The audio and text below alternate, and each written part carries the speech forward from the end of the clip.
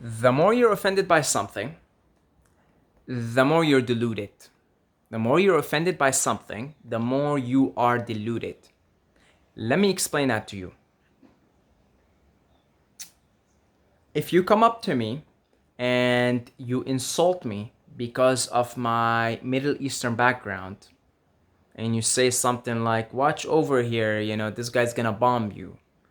Or you make some kind of a funny remark, right? Or you call me a sand nigger. Sand nigger, that's the term.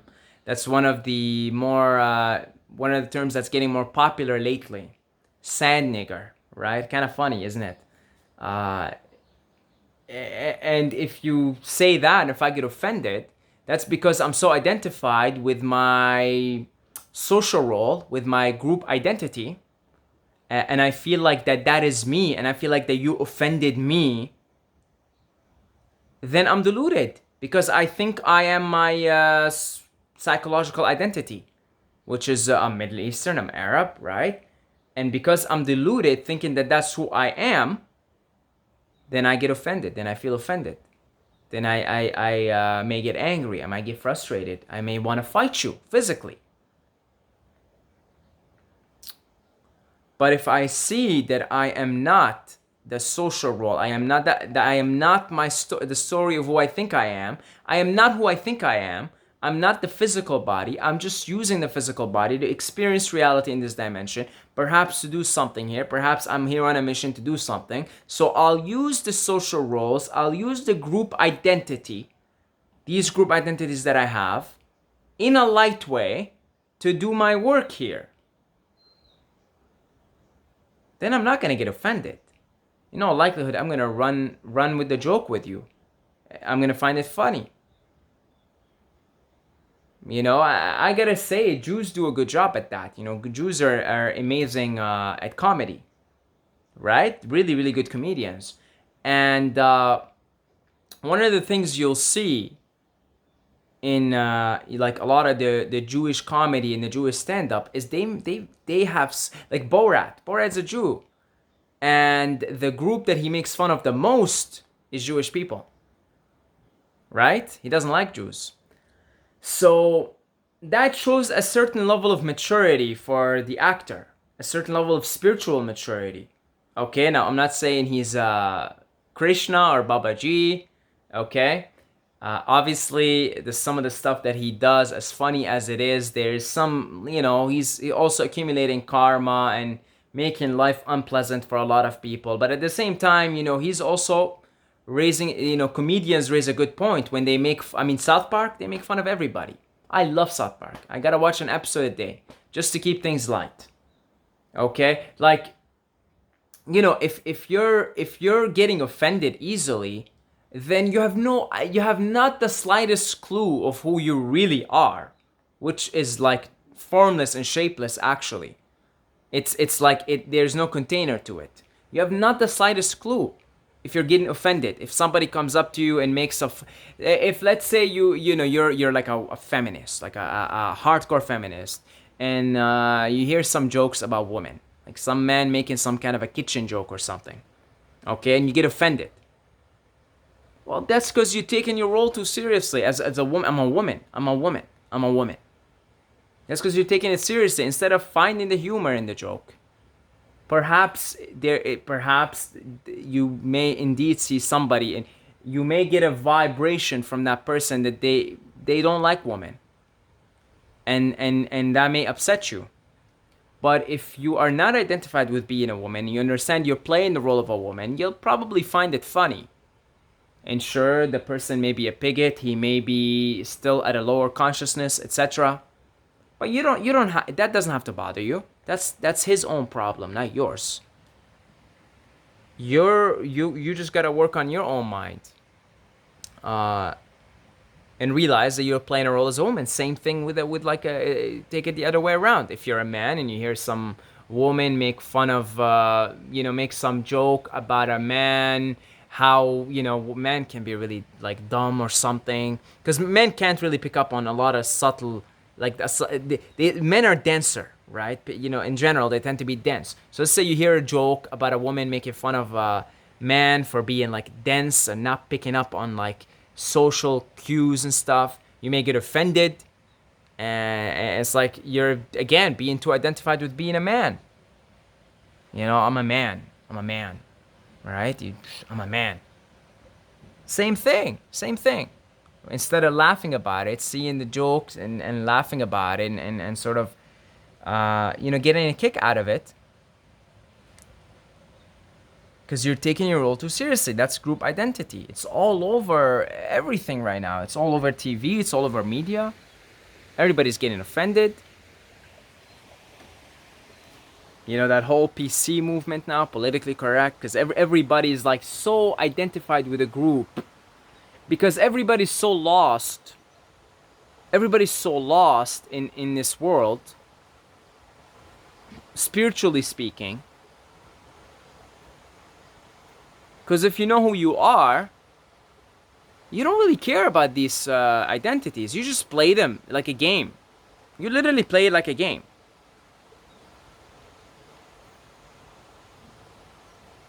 You play it like a game. I remember in my younger days, I was a huge fan of soccer, football, watching it, playing it all the time. And I was a fan at the time, which I no longer am, of Real Madrid, the team Real Madrid. And I took my identification with that team so seriously that I would really get offended and I would really get mad and angry at if I get in an argument with someone who's like, say, a Barcelona fan. There were times where I would get really angry. I would get offended. Somebody would bring up something like, "Oh, remember when Barcelona beat Real Madrid? We used to use the term we." He's like, "Remember when we beat you guys 5-0 or this?" And like, I'd get mad. I'd get angry because I was so identified. Part of my identity, of Saeed's identity, I am a Real Madrid fan. Oh, we won the Champions League 9 times, 10 times, 11 times. We won the La Liga more than you guys. We are better than you guys. It's because I was so lost. I didn't know who I was. I just wanted to feel like I belong somewhere. I wanted to feel like I belong somewhere. And I picked Real Madrid because, they have the most amount of trophies. So then I wanted to feel better about myself. So I picked the team with the most trophies. That was the logic. And I was willing to defend that team with my life. You hear about the hooligans and stuff. I mean, they're not as big of a problem anymore. But back in the 80s and the 90s in England, like, people would kill each other over soccer because you offended my team, you offended me. Of course, there's religion. People killing each other over because, you offended my religion. How dare you make fun of Muhammad? How dare you draw the cartoons? How dare you? Of course, South Park doesn't give a shit, and they actually showed a picture of Muhammad. Shout out to them, because they just don't care. They don't care, period. I talked about it in a previous video. I think the creators of South Park, they're unconsciously waking people up by just making fun of everybody. Let's get on with it. You're not your group. You're not even your physical body, but you're experiencing them. So revel in the diversity, revel in the difference. Embrace your heritage, embrace your language, embrace the music, the language, the culture, even the food. Embrace it, but god damn it, don't take it seriously. So as long as you're taking your culture seriously, you're probably going to take the food part of your culture seriously, right? Now, I'll tell you something. All cultures, and I'm traveling the world now, I'm getting to see it for myself. All cultures around the world, the food is so unhealthy. Period. Now, if you're so proud of your culture, and you take that role so seriously, like I'm a Mexican, right? You're gonna be eating let's say I'm a Middle Eastern, right? I'm a Middle Eastern, so let's say I'm a Middle Eastern, right? I'm so proud of my people. I'm so proud of my culture. I'm so proud of our food, right? Well, I'll tell you something. If I was so proud like that, I'm so proud of the food, and I wasn't willing to actually open myself up to other perspectives, then I would continue to eat Middle Eastern food, and in about 10 years from now, I'd develop diabetes because my dad has it, all my aunts, my uncles, everybody in my family has it because they've been eating the Middle Eastern food. You see, if I was to continue to eat Middle Eastern food in about 10 years from now, right around when I turn 40, 10 years, a little bit more maybe, I'd definitely start to develop the symptoms for diabetes, and pretty soon I would be a diabetic type 2 because I refuse to open myself up to other perceptions because I'm so proud of my culture and I'm so proud of my food. Same thing, all cultures. If you're so proud and you're not willing to open your head and actually not identify with your culture, embrace it. Embrace the language, the music, even the food, but be more open-minded. Don't identify with it so much. Don't identify so much with your gender. See the role you're playing for what it is. It's a role. Play it like it is a role, like it is a game, but don't take it seriously. Don't get offended. To the degree of which you're offended, if somebody makes fun of your race or your religion, is to the degree to which you're deluded. You're showing your delusion. Your ignorance of who you are. The shapeless and the formless. Playing out itself, experiencing itself in the world of form.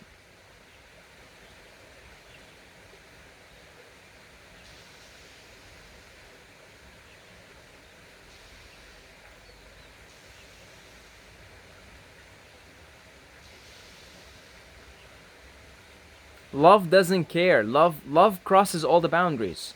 Love dissolves all boundaries. Love doesn't care if you're Mexican, if you're Russian, if you're Muslim, if you're Jewish, if you're man, woman, gay, lesbian, transsexual, pansexual, all these things. Doesn't care. Love doesn't care. It really doesn't care. That's the fourth chakra. That's the chakra we're moving into. And I'm actually optimistic, not a bit optimistic, because I see it in the new generation. They seem to care less. They seem to be more tolerant, but still, there is that group identification. There is that political correctness. But at least they're more tolerant now. So there is a step forward. The next step would be, so first we tolerate others. We tolerate everybody. The second step would be to stop taking these roles seriously. Right now we're sort of getting past the first step. We're tolerating everybody, the new generation especially, the millennials, etc. They seem to be a lot more tolerant than the older folks. There's more tolerance there, and I'll give it to them. But it's kind of becoming too much with all this political correctness. Because with that tolerance is coming also this everybody's taking the role seriously, but saying let's tolerate everyone else, but I'm going to take my role seriously. Don't offend me. Don't offend my group. Don't offend my culture. Don't offend my religion. The next step, after we have established that everybody's equal, and it doesn't matter where you're from or what's your gender or what's your background, the next step would be to stop taking it so goddamn serious. And that's where comedians come in. I think the role of comedians especially right now in our modern culture, the role of comedy is actually so underrated. It's so underrated. It really is. Because things seem to get so serious now, right? It seems like we're at this, we're at the verge of either having ecological disasters and mass extinction of species, or we make it to the next level, or we ascend. It seems so serious right now, right? It seems so serious. And we need the comedians to come in now. We need the comedians to come in. And like Matt and Trey do in South Park, just make fun of it all. Cross some lines. Even have some tasteful comedy. It's okay, right? It's okay because you just want to remind people not to take it seriously. You see, you want to remind people not to take it seriously. So that's for me where the role of comedians come in, and comedians seem to be the ones annoyed the most at the political correctness, understandably, because the role of comedy is to cross all these boundaries. That's what comedy does. A lot of comedians, they'll make fun of themselves, they'll make fun of their friends, they'll make fun of their own culture, they'll make fun of every culture, everyone's culture, and then everyone's religion, and that's perfect. That's perfect, because again, the world, it feels like the world's moving in such a serious to such a serious place. Like you see a lot of environmentalists, for example, people who are really acting with compassion, but you see they're serious people, you know, and you admire them, you admire their compassion, you admire their work, you admire what they're doing in the world, but you probably don't want to hang out with them for a day. It's not exactly the type of person that you want to hang out with for a day and you know, have some fun with and spend a day where, you know, you laugh and it's like cool and everything is nice. Probably not that. I can think of a lot of people actually who I admire so much. I admire their compassion, I admire what they're doing, but I wouldn't necessarily want to hang out with them for a day. And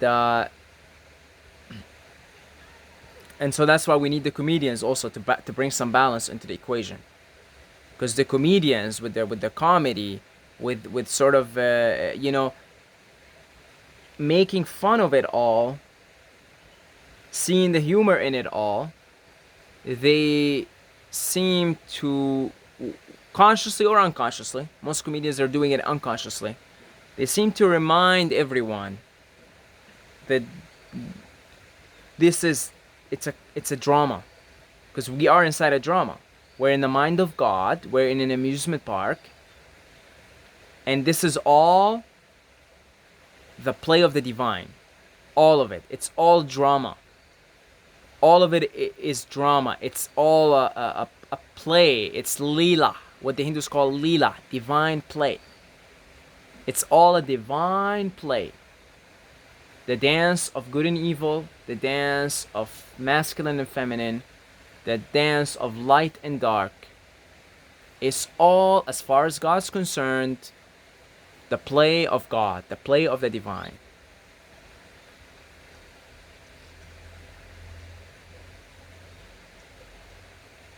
Thank you to all the Patreons for your continuous support. I love you guys. If you would like to contribute to this community, there's a link for Patreon in the description. You can contribute with as little as $2 a month, which is about a cup of tea, a cup of coffee from your local coffee store, coffee shop, right? So it's a good idea if you'd like to support this community. And Instagram, Saeed Mobayed. And until next time, may the force be with you.